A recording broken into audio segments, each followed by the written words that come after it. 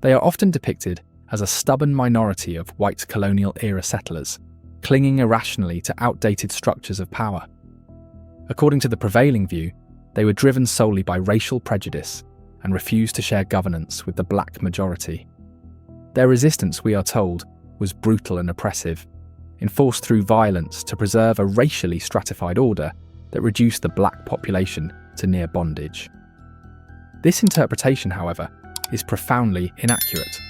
In truth, the Rhodesian struggle may be one of the most defensible and principled causes of the 20th century. Time has only clarified this reality. European settlers had, in the span of just a few decades, transformed a largely undeveloped and pre-literate region into a functioning modern society. The infrastructure, economy, and governance they built were exceptional, particularly considering what had existed before. This achievement was what they were fighting to preserve. To understand the crisis properly, one must examine Rhodesia's status before independence and before the onset of armed conflict. After the Second World War, Rhodesia, having declined an earlier offer of independence from Britain, faced a crossroads. It could join South Africa in political union, or federate with Northern Rhodesia, now Zambia, and Nyasaland, now Malawi. The British strongly favoured the latter, and the Rhodesians reluctantly accepted. The federation, however, proved short-lived, lasting just 10 years. Britain soon reneged on its assurances and granted independence to Northern Rhodesia and Nyasaland, while denying the same to Southern Rhodesia. At the Dissolution Conference, Deputy Prime Minister Rab Butler assured Southern Rhodesian Prime Minister Winston Field that Her Majesty's government recognised the country's 4-decade record of effective self-governance, sound financial stewardship, and consistent wartime loyalty to Britain. On that basis, they were promised full independence. That promise ultimately was not honoured. Southern Rhodesia had long operated as a self-governing colony. Though not formally a dominion, it functioned like one. Its systems of law, education, and public administration were among the most advanced in Africa, providing high standards not only for the white minority, but also for the black majority. Indeed, Rhodesia offered, by far, the best living conditions for black Africans outside of South Africa. Nearly 1/3 of Rhodesia's black population were migrants from neighbouring countries, drawn by the country's prosperity and opportunity. In his memoir, The Great Betrayal, Prime Minister Ian Smith recounts that even British officials acknowledged Rhodesia's outstanding investment in education, healthcare, housing, and infrastructure for its black citizens, far exceeding what Britain had achieved in its more directly administered colonies to the north.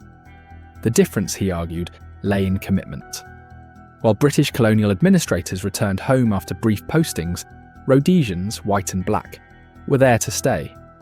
This permanence encouraged long-term thinking and cooperation between the races. The British government clearly saw Southern Rhodesia as a far more developed and responsible entity than its northern counterpart. Yet while the latter was granted independence, the former was denied it. The official explanation was that Southern Rhodesia's political system did not allow for majority rule, but African-led governments were hardly new by this point. Throughout the previous decade, Britain had already overseen transitions to majority rule across the continent, with calamitous results. What followed in nearly every newly independent African state was a rapid descent into authoritarianism, civil unrest, or outright collapse. Democratic institutions, where they were attempted, failed to take root. As Aldous Huxley famously observed, "You cannot translate 'leader of the opposition' into any African language. The closest equivalent is 'chief enemy.'" The parliamentary system introduced by European powers was foreign to traditional African structures of governance, which were often based on centralised rule, customary authority, or clan loyalties. The result was political instability. The Congo stands out as the most harrowing example. Upon gaining independence, the country quickly descended into chaos. Tribal violence erupted, and many European residents, especially missionaries and religious workers, were subjected to horrific violence. The social and administrative systems built up over generations disintegrated almost overnight. Thousands of white refugees fleeing the Congo arrived in Rhodesia with first-hand accounts of the breakdown.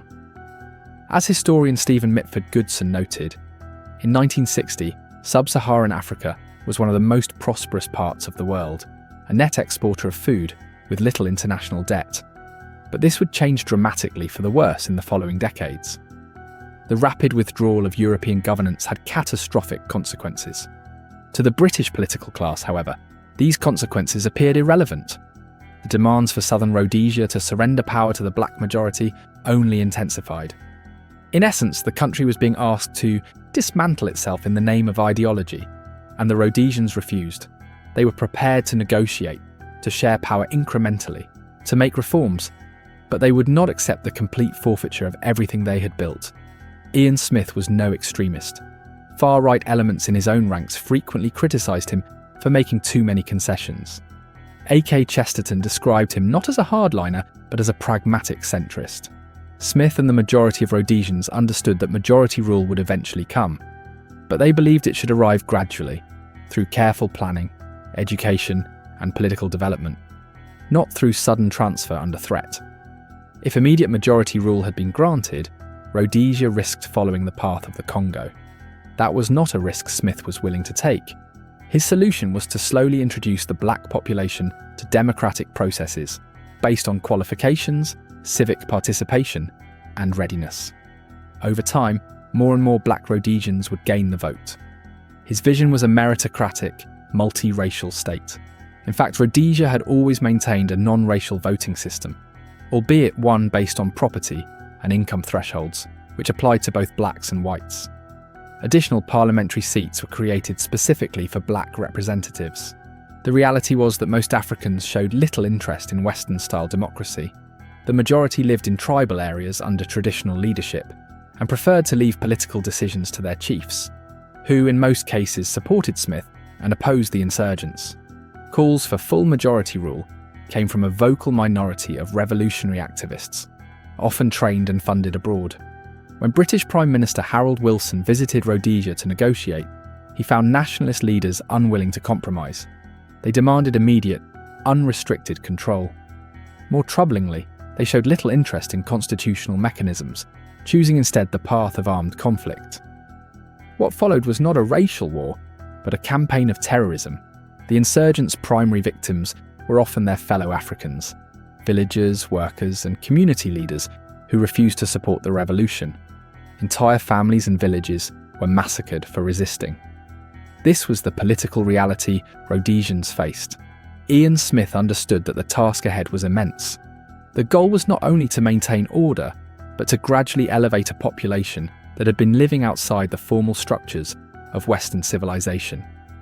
He writes that critics who claimed the blacks lacked educational opportunities ignored a fundamental historical reality.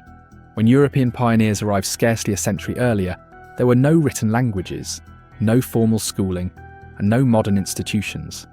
The integration of the black population into an educational system was a painstaking process. Participation was initially limited and progress slow. But by the early 1960s, Rhodesia offered the most comprehensive educational framework for blacks anywhere on the continent. These institutions would later become the foundation upon which the post-1980 government would expand literacy, though that expansion was only possible due to the infrastructure laid down under white rule. Tragically, this progress was actively undermined by the very insurgents who claimed to fight for the liberation of black Africans. Following the Pretoria Agreement of 1976, guerrilla forces initiated a campaign of destruction against schools located in tribal areas, facilities that had been built specifically for the benefit of rural black children. Entire libraries, desks, textbooks, and supplies were gathered and burned. These institutions were seen as symbols of Western influence, and therefore marked for elimination. One headmaster recounted to Smith how he had pleaded with guerrillas not to destroy a school that served their own community, only to be struck in the face with a rifle butt. He carried the scar for life. Thousands of students were thereby denied the educational opportunities they had previously enjoyed. The image of a brutal, oppressive white regime deliberately holding blacks back was difficult to square with the reality that it was the insurgents, not the government, who were burning schools and terrorising teachers. The unfortunate truth was that, at the time, there existed no organised, competent black political movement prepared to assume control of a modern, industrialised state. Smith proposed a gradual path forward, one that would maintain stability while expanding African participation over time. Instead, the British government and much of the international community insisted on handing power to armed Marxist movements, openly supported by the Soviet Union and China. This approach, during the height of the Cold War, bordered on madness. If the argument was that the black population simply needed better education and more opportunity before they could govern successfully, then Smith's model was rational. Yet the debate had moved beyond logic. Emotional appeals rooted in moral outrage rather than realpolitik drove international opinion. Smith's vision of eventual majority rule through a process of political qualification was dismissed as obstructionist. Yet Western liberals failed to understand that European-style liberal democracy was an anomaly, not a universal norm. In Africa, as in much of the world, voting was not based on ideology or merit, but on ethnic and tribal affiliation. Expecting otherwise was naive. Nevertheless, Britain continued to propose elaborate, often contradictory constitutional plans to address the Rhodesian dilemma. Many of these involved staged enfranchisement, bicameral legislatures, with race-based veto powers and phased power-sharing arrangements. At the heart of each proposal, however, was the same dilemma. Most black citizens failed to meet the merit-based criteria for voting, while white citizens were expected to give up the protections of those very standards. These schemes often amounted to informal affirmative action, designed to boost black participation while preserving a facade of qualification.